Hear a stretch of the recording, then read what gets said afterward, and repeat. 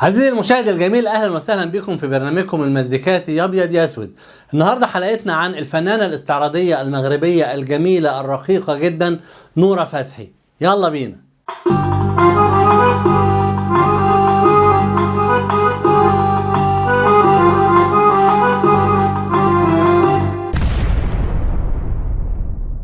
اسمحوا لي في البدايه اشكر جميع أهل المغرب الكرام. الشعب المغربي هو السبب في هذه الحلقة. أنا نزلت من أيام فاتت حلقة قلت فيها كان عنوانها عن الفنان المغربي الجميل سعد المجرد، وقلت سعد المجرد سيصل إلى المليار مشاهدة وعايزين ندعمه بأغنية المعلم. وفوجئت في الكومنتات ببعض إخواني وأخواتي المغاربة بيقولوا لي كده تقريبا في التعليقات: أنت ليه أغفلت حق نورة فتحي؟ إن نورة فتحي فنانة استعراضية مغربية وعاملة عدد مشاهدات تقريبا 950 مليون مشاهدة. يعني أغنية دلبر دلبر دلبر اللي هي حبيبي حبيبي الأغنية الهندية قربت توصل للمليار مشاهدة، وانت تجاهلتها مع انها نجمة عربية واتكلمت عن سعد المجرد. هل ده تحيز منك؟ فأنا عايز أقول لهم بمنتهى الصراحة والوضوح، أنا فعلا متحيز لسعد المجرد وبحب سعد المجرد، بس برضو وجهة نظر حضراتكم وإن كنت أحترمها ولكن أختلف معاكم شوية. بس اسمحوا لي قبل ما أشرح لكم وجهة نظري، أنا عاوز أتكلم الأول للجمهور المصري برضو اللي بيتابعني، أعرفهم مين هي نورة فتحي، لأن نورة فتحي مش كل المصريين يعرفوها. نورة فتحي فتاة من أصول مغربية، ولكن ولدت في كندا سنة 92، يعني عندها دلوقتي تقريبا 29 سنة. بعد ما كبرت في كندا، اتولدت في كندا وعاشت في كندا، واول ما خلصت دراستها حست بان جواها موهبه، عايزه كده ترقص، تغني، تعمل استعراض، تعمل شو. فذهبت لاحد المسؤولين الكبار في كندا يعني وقالت له، قال لها اللي بتفكري فيه ده واللي عايزه تعمليه ده مش موجود غير في الهند. روحي على الهند وهناك هتجدي فرصة ومجال واسع ليكي للانتشار. فعلا خدت شنطة هدومها، مع العلم بان الوالد والوالدة كانوا رافضين تماما للنشاط الفني. الوالد والوالدة غير مشتغلين بالمجال الفني نهائيا وكانوا معارضين ده، ولكنها اخذت شنطة هدومها لوحدها. شوفوا المغامرة اللي عملتها نورة. فهنا شوفوا شخصية نورة اللي أصرت، عندها هدف وحلم وعايزاه تروح الهند لوحدها وما بتعرفش كلمة واحدة هندي. هي كانت تجيد اللغة العربية والفرنسية والإنجليزية وحتى اللغة المغربية، اللهجة المغربية الدارجة تجيد أدائها كويس. راحت فورا على الهند لوحدها، وهناك طبعا مش عايز اقول لكم المعاناة اللي لقيتها في الاول. اول مقابلة عملتها مع الخبيرة اللي هتديها فرصة انها تتدرب معاهم، اول ما اتفرجت عليها قالت لها باختصار كده: انت لا تصلحي، خدي هدومك وارجعي بلدكم. ليه؟ قالت لها اللي بتعمليه ده بيعملوه هنا كتير، اللي هو ايه؟ اللي هو الرقص اللي ترقصيه ده كل الهنديات هنا بتعمله، فنحن لسنا بحاجة إليك. هنا المفروض انها كانت تتكسر وتتحطم وتاخد شنطتها وترجع، لكن لا، المقابلة دي وهي بتقول الكلام ده عن لسانها يعني، قالت المقابلة دي خلتني أصر، لا أنا هنجح عندكم في بلدكم. أبيض أهو 3 وربع أبيض. أرجع بقى أحكي لكم عن تحيزي لسعد المجرد. لا والله مش لسعد المجرد، ده تحيزي للأغنية العربية. هل أغنية دلبر دلبر أنا هعرضها لكم في آخر الحلقة وهحاول أعزفها كده، بس طبعا ما بعرفش أغني هندي فهحاول أعزفها موسيقى بس مع عرض جزء من فيديو كليب الأغنية. هل أغنية دلبر دلبر أغنية عربية؟ بس ده اللي أنا كنت بتكلم عليه بصرف النظر مين اللي غناها، تمام؟ لكن أنا قلت سعد المجرد وصوله هو وصول الأغنية العربية. طبعا أغنية أنت معلم غناء سعد المجرد، كلمات وألحان وتوزيع جلال الحمداوي، يعني أغنية مغربية بامتياز، أغنية عربية بامتياز، وبالتالي وصولها لموسوعة جينيس لو تعدت المليار، لو وصلت للمليار مشاهدة هتكون دي أول أغنية عربية تحقق المليار مشاهدة، وبالتالي هي فخر للعرب وفخر لسعد المجرد برضو. ده رقم واحد. رقم 2، أغنية دلبر دلبر قلنا خلاص هي مش أغنية عربية أصلا، كلمات ولحن وتوزيع وهندسة صوتية وإنتاج ورقص كلهم صف هنود. هي بس نورة فتحي المغربية، وده برضو شيء يشرف العرب ان نورة فتحي يكون اسمها معاهم. ولكن تعالوا بقى نتكلم على مستوى المشاهدات. هي جابت تقريبا 950 مليون مشاهدة، يعني قربت من المليار. اوكي، طيب اغنية انت معلم جايبة 896 مليون مشاهدة، برضو قربت على المليار، لكن ده انتاج عربي وده انتاج هندي. نرجع بقى نقول على نورة. نورة عملت ايه في الاغنية بتاعت دلبر دلبر؟ حتى لو عملت لها ريميكس بعد كده هي كانت بترقص فقط. انما اللي غنى الاغنية دي المطربة نيها كاكار، مطربة هندية، وشاركها في بطولة الفيلم وفي الاغنية الفنان جون ابرام.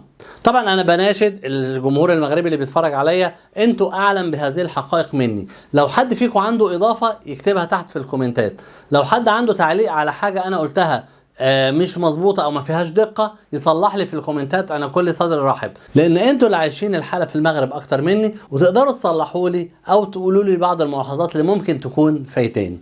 اذا انا مش متحيز لسعد المجرد ولا انا ضد نورة، بالعكس دي نورة فنانة جميلة ورقيقة وتستحق كل تقدير لقصة الكفاح الكبيرة. بنت عندها 29 سنة تبقى هي رقم 1 دلوقتي في سينما بوليود في الهند، وبتمثل وبتعرض أزياء وبتغني، وأسلوبها في الرقص غير عادي. ثانيا هي سفيرة للرقص أو للفنون العربية برضو، لأن هي نشرت بعض خطوات الرقص المغربي في الهند. يعني إنسانة جميلة جدا، وأنا طبعا مش ضدها، ولكن ما ينفعش نقارنها بسعد المجرد. طب ايه موضوع رقصة على السلم اللي انا قلت عليه في العنوان ده؟ انا باختصار عندنا مثل في مصر كده بيقول لك ايه، لما يكون الواحد عمل مجهود كبير وفي الاخر ما وصلش يقولوا ده رقص على السلم. رقص على السلم يعني ايه؟ لا اللي تحت شافوه ولا اللي فوق سمعوه، هو واقف على السلم في النص. فايه علاقة المثل ده بنورة فتحي؟ عايز اقول ان بوصولها للشهرة الكبيرة دي ما حققتش نجاح للاغنية العربية، بس ده اللي انا عايز اقول. فهي في النص ناجحة نجاح لا وصل للعرب ولا هو منسوب للهنود، فهي برضو عربية. فانا مش عارف الموضوع وصل لفين، عشان كده بنقولها بالبلدي رقصت على السلم. احنا عايزينها، انما سعد المجرد ده طلع على السلم وطلع فوق، حتى لو لسه ما وصلش للمليار، وممكن نورة فتحي توصل للمليار قبل منه. اللون الرمادي ده انا بحبوش، يا ابيض يسود يا ابيض يسود. واحقاقا للحق بقى ومن باب ذكر الارقام، هوريكم دلوقتي القناه الشخصيه لنورة فتحي عندها كام مشترك. اتفرجوا كده، شايفين حضراتكم عندها 2,240,000 مشترك على قناتها الشخصيه. طب نبص بقى للمعلم سعد المجرد عنده كام مشترك على قناته؟ الله 12 مليون يا معلم. المعلم في حته تانية خالص، بعيد شويه فوق. نورة فتحي نجوميتها الخاصة بنورة فتحي لوحدها محدودة، إنما هي تكتسب نجوميتها من وجودها فين؟ في الهند. الهند ذات الحضارة الكبيرة وذات التكنولوجي الكبير جدا في عالم السينما، ومش بس كده، والميديا والإعلان إزاي بيسوقوا حاجتهم. يعني أقول لكم حاجة بسيطة جدا، هل نورة فتحي قدرت تحط أغنية دلبر دلبر على قناتها الشخصية؟ لا، دي قناة هندية معتبرة على اليوتيوب هي اللي نزلتها. هوريكم بقى اسم القناة الهندية اللي نزلتها وعليها عدد وعليها القناة لوحدها عدد متابعين كام. شايفين حضراتكم قناة تي سيريس عليها 171 مليون، رقم ضخم.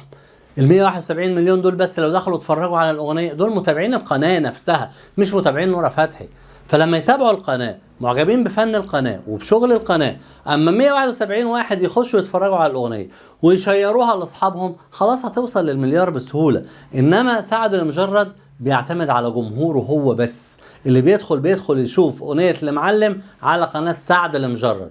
انما نورة فتحي أغنية دلبر الهندية، وانا مصر اقول الهندية مش العربية، نورة فتحي عربية لكن الأغنية هندية، بتعرض على قناة هندية لها جمهورها زي ما حضراتكم شفتوا. ابيض اهو 3 وربع ابيض.